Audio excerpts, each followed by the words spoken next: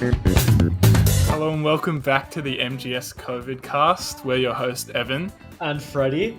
And today we had students last time, but now we've decided to bring on a teacher. We have Mr. Chiang with us, who is also an ex-student of Melbourne Grammar, for those who don't know. But how are we going today, Mr. Chiang? How are we feeling? Second episode of COVIDcast. You know what? I was feeling really, really great until I heard you guys introduce yourselves, and then you guys introduced yourselves as we are the host, Evan and Freddie, and I was appalled by your lack of subject-verb agreement in your sentence. So as an English teacher, I'm now very disappointed in the way this podcast has been created. Well, that wraps up the second episode of COVIDcast, please. So disappointing. Wow. We gotta try harder next time if we bring in any other English teachers. Gotta script out every single sentence that you say. Make sure that it's entirely grammatically correct. I can't believe this betrayal, slandering us on our own podcast. My God. That's okay, Eddie. Freddie, sorry. Well, clearly I can't speak English either. I was going to make a comment that I was your English teacher in Year 9, Freddie. You were. So, perhaps I have something to do with your lack of ability to grammar temporarily. You were my first or second senior school class. And what a better way to start. What better way to start? So, continuing my English ability. I mean, didn't he say you couldn't put him as a reference on your resume though? You did say that to me at one point, sir. And I think I have used you. Yeah, I have used you a few times. Wait, so I told you can't use me as a. No, you said you can't use me. Oh yeah, easy. Yeah. That makes. I've used you many times. You've never gotten an email, so I don't think so. Excellent. At least. But I guess on the subject of kicking off senior school with classes, I guess we should probably ask, how do you prepare for classes online? Because we got the school captain's morning routine. So what's it like for a teacher in the lockdown classes? So I just want to clarify this question. Are you asking me how do I prepare for classes, like as in prepare the class themselves, or do you mean how do I wake up in the morning? The morning routine thing. Yeah. My morning routine. Well, look, I've got to admit, gentlemen, that I am a night owl myself. So there's not a lot of morning for me. I'll wake up, get dressed, clean myself up for the morning. Got to look fresh for the classroom. Then I'll just get right into it. I don't really have a morning routine beyond just getting myself psyched for an exciting day of teaching English and occasionally PRS to students on the internet. You did have us at PRS in Year 10. That was a great time. And I taught Evan PRS. Were you in the same class? We're in the same class. Oh yeah, so what a time that was. I only got you in Year 10. That was so good though. That was a great time. How good were our presentations on gavels half the time? I do recall these presentations on gavels. And what a fond memory they are. Okay, look, I guess we'll move on to the obvious question that's burning on everyone's mind. And it's about your deleted scene in Summer Heights High. Oh, yes. A famous scene. Surely you saw this coming. Possibly the most famous deleted scene of all time from the most famous deleted scene. How do you feel though that it got cut from the show? Look, I'll tell you guys a bit of a story behind my appearance at Summer Heights High, and there's actually not that much to the story other than when I was in Year 8, which is when I was on the show. I did not anticipate that this show I was filming for was going to be a big hit. I was like, I was just a kid who liked acting and drama, and I did this filming thing. I was like, oh yeah, that was cool. And then next year, it just blew up way beyond what I ever expected it to be. Like, I was not expecting Summer Heights High to be this huge cultural phenomenon. So the day that it aired, the day after I should say, that it aired, I came to school and everyone was like, oh my god, you were on Summer Heights High. I was like, what? Because I didn't even watch it the night before. I didn't even realize it was a thing. So, look, everything about Summer Heights High is a pleasant surprise for me. And the deleted scenes, even their very existence, is a pleasant surprise. I didn't even realize. Initially, I was like, "Oh, they cut those scenes. Oh well, that sucks." But whatever. And then they uploaded, and I was like, "Oh, okay, they actually used that as well." Yeah. So look, I don't mind that they were deleted. I'm actually just quietly amused and appreciative that they exist at all in any form. But It's a good so way when to you look at it. when you came to start teaching at Melbourne Grammar in what year did we start senior school? 2018. Yeah. I believe it was the first person that found the deleted scenes, Daniel. No, actually. I believe the first... I can't remember who the first person to find the scenes was. But I do know that Mr. Carmody actively told his music class about the scenes. Oh, so that's how they surfaced. Okay. Yes. So interestingly, in my first teaching job, before I came to Melbourne Grammar, I was teaching in Canberra. And at that school I was teaching at, it took about 4 or 5 months before anyone realised that I was in the show. Like obviously someone was just watching a rerun of it. I was like, oh, I know that guy. He works at the school that I'm at right now. Yeah. Whereas at Melbourne Grammar, it just happened immediately because Mr. Carmody, specifically Mr. Carmody, told everyone about it. So do you think that's where it stemmed from? That's where the students started to find out about it? Because I thought it was just Daniel digging it up on YouTube randomly or something. Look, I think that that possibly could have happened, but equally, it's all a little bit mysterious. Also, just wondering, I just noticed on the tab below, my mic doesn't appear to have a sort of sound wave thing. It has it on my end. Yeah, it has it on mine. Okay, that's good. So this is actually recording. Yeah, it's recording, don't worry. Or at least I hope it is. If it isn't, I'm happy to do this again and pretend this is all spontaneous and exciting. Thank you. You can leave this in the recording, of course, so that people won't actually know, are they listening to the original version or to the re-recorded version? Ooh, so if you're hearing this is the original. We didn't say it again. Or did we? Dun, dun, dun. Fact or fiction? Surely. We're not going back to that from the first episode. Yeah. I guess what else we wanted to talk a little bit about is, you have taken over as sort of the, head honcho, I guess, with this essence of the Sir Kingsley Norris oratory competition. Have you received some interesting submissions so far this year? Look, I could tell you the answer to this, but I can't give too many specific details because we haven't gotten to the heats yet. What I can say is there are quite a few orations, oratory competition submissions that I've received that I'm quite intrigued to listen to. Quite a few interesting titles, including one from yourself, Evan Leopakis. I did enjoy your speech last year about Mario Kart. I appreciated the analysis of blue shells and how they reveal some quite nuanced aspects of how we judge the ethics of our political reality. I don't think the judges like that one that much. I know as a fact, Evan, I can tell you now that you got at least one vote in the entire pool. I can't tell you exactly how well you placed, but you definitely did not get 0. I'll take it. Yeah. Good work. And given it's a very competitive pool, I think that's a worthy achievement. Yeah. Now, were you a big competitor back in your time at the school? Did you take a couple of the titles home for yourself? For the Sir Kingsley Norris? Yeah. Look, this gets brought up every year as well, quite awkwardly. Last year, I think it was Joseph Lukes who made a weird deal about it. No, it was actually Mr. Hainish, of all people, in the online Zoom, decided to bring it up. I actually never won it myself. I won the junior competition when I was in year 10. I came second when I was in year 11, but then I peaked and then just dropped dramatically, and I didn't even place in year 12. Oh. So you win some, and then you lose some occasionally. Just is how it is. What was your one in year 12? Do you remember? I do actually remember. In year 12, I gave a speech about how education is really important, and how we should value education not just for the ATAR, but for the learning that comes with it as well. Clearly, the teachers did not like this idea that education... I'm joking. Obviously, at Melbourne Grammar, it's all about the ATAR, nothing else. No. No. Joking. Obviously. No. Obviously. I don't want this to get taken out of context and to then be put into some weird soundbite. Nobody clip that. But I guess speaking about you being a student all the way back then, I guess is there anything as a past student that you saw happen that you don't think would fly now? Like what what are the weirdest experiences of like an early 2010s student? Late 2000s, in fact. Late I graduated in 2000s, 2010. sorry.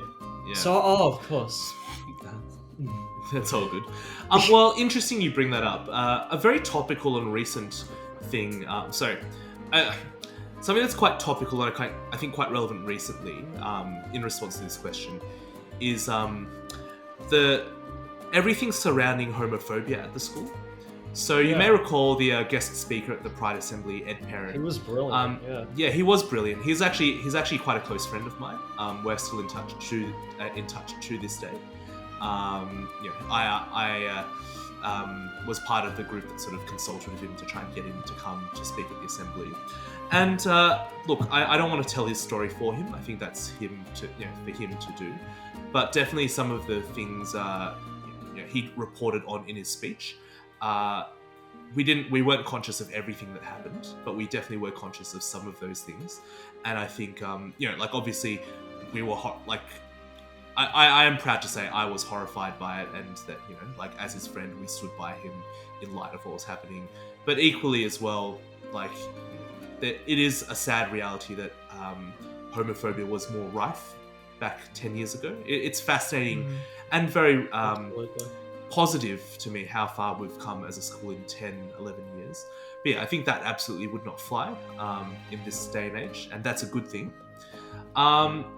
Something else that would not fly is back then we used to have prefects.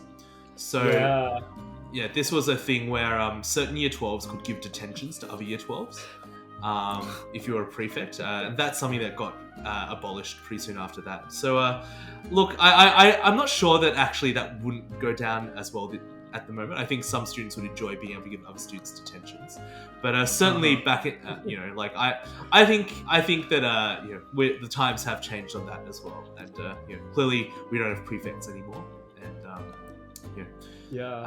were you a prefect? I was in fact a prefect. Did you give any detentions? I gave one detention in my year 12 year as a prefect, and that was to one of my friends who was cutting in line at the canteen. Oh no! And I was very upset by this. And I told him that he needed to go to the back of the line and line up properly, and he refused. So I gave him a detention. Oh my god, Mr. Chiang! I'm going to be clear. I tried really hard to persuade him to do the right thing. I was like, no, dude, I don't want to give you a detention. Yeah, that's not a good thing to do. Just chill out, go to the back of the line. He was very insistent. He was like, no, I got in here. I do what I want. I was like, all right. Yeah, I guess that's sort of called for then. Yeah. Wow. I gave him ample opportunity to do the right thing. Yeah. Oh, your cat's just hopped up behind you. Yeah, so my cat has hopped up behind me. I've got two cats. This one's called Hamlet. He's a black cat. My other one is a white cat called Ray. She's lying in her bed at the moment. Hamlet's currently climbing all over me. It's very mysterious. Yeah. It's so cool they named a book after them. Yeah, I know, right? I was Billy Shakers saw 400 years into the future. New York named Hamlet, and named his play Hamlet. Yeah. So I guess on the prefect detentions, what was the most outrageous detention you think a prefect ever gave someone? Were there any sort of weird ones? Look, to be honest, we didn't tend to give out many detentions. I think it was a little bit of if you can find a better solution, you avoided it. Yeah. Yeah, so I can't remember giving any weird detentions specifically, but maybe I'll just let the audience make one up for themselves in their mind. I am an English teacher. I'm all about imagination and creativity.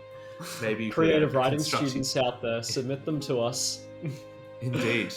COVIDcast interactive. Woo. Exactly. Yeah. Okay, I guess if we're talking about past experiences, we have a little thing that we've prepared that we'd like to do with you. Okay. So it's a little thing, I think it's, what is it? Then or now, then and now. It's sort of comparing.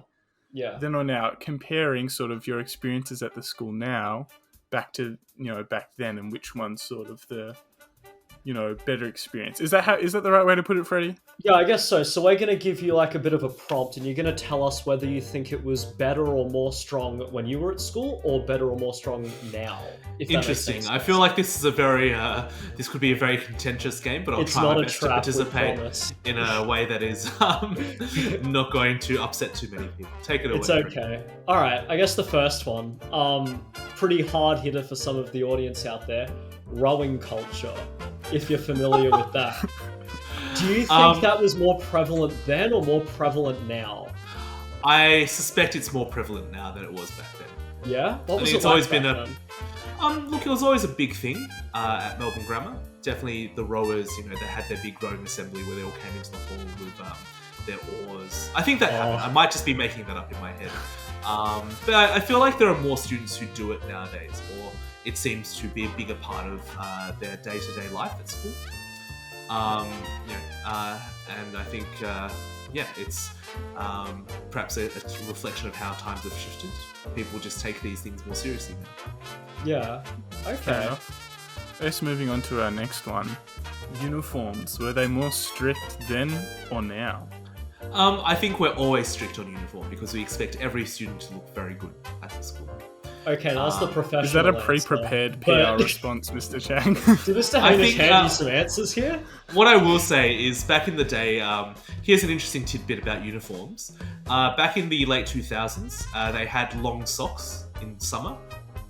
So you had shorts and long socks that went up to your, just a little bit below your knees. Oh, God. Yeah, Okay. and they got rid of those. So God. perhaps in that sense, the uniform is more relaxed now. They don't have long socks anymore. They got rid of those, I think, when I was in year 11 or year 12. Oh, that's so good.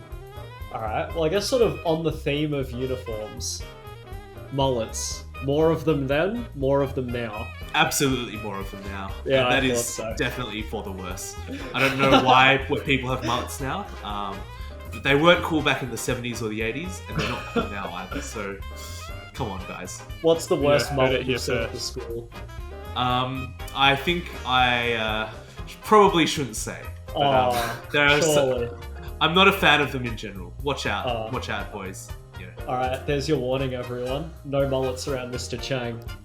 Oh, mullets. Well, Mr. Chang, as an English teacher, I'm sure you have, a lot of insight into the English department now. So if you were to compare it back to, say, when you were studying Year 12 English, or just English in general, not only the English department then or now, but also your books, were they as classy as Never Let Me Go and Stasi Land? Ooh, that's interesting. It's interesting you ask about this department because a lot of the English teachers who were around when I was a student are still around now, which I think speaks to the experience of our English department. Obviously, I'm talking about myself as well, though, which is a bit strange. But a lot of the staff have been around for a very long time. In terms of the texts, I think. Look, I really like Stasi Land and Never Let Me Go. I'm a big fan of both of those texts.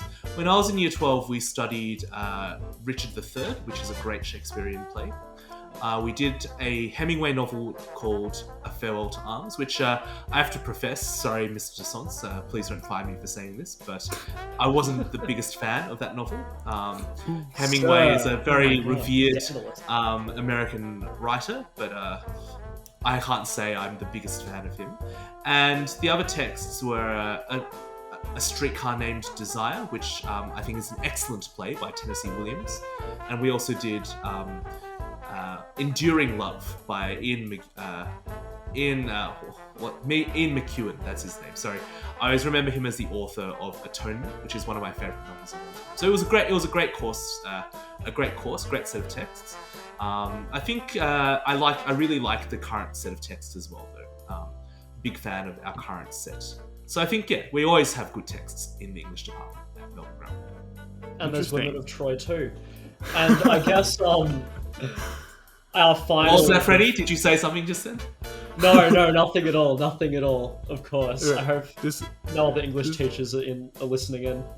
Yeah, it's great that you mentioned the current text because I actually really love the Women of Troy. I actually studied it when I was a student as well in classical studies.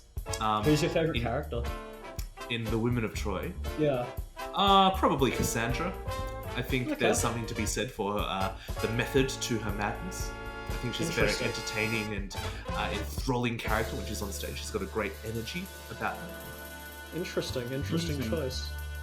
And I guess our final then or now, which you can This also is one of my comment on. favourite memories from our PRS classes. And Yeah. it's got to do with ways of circumventing homework.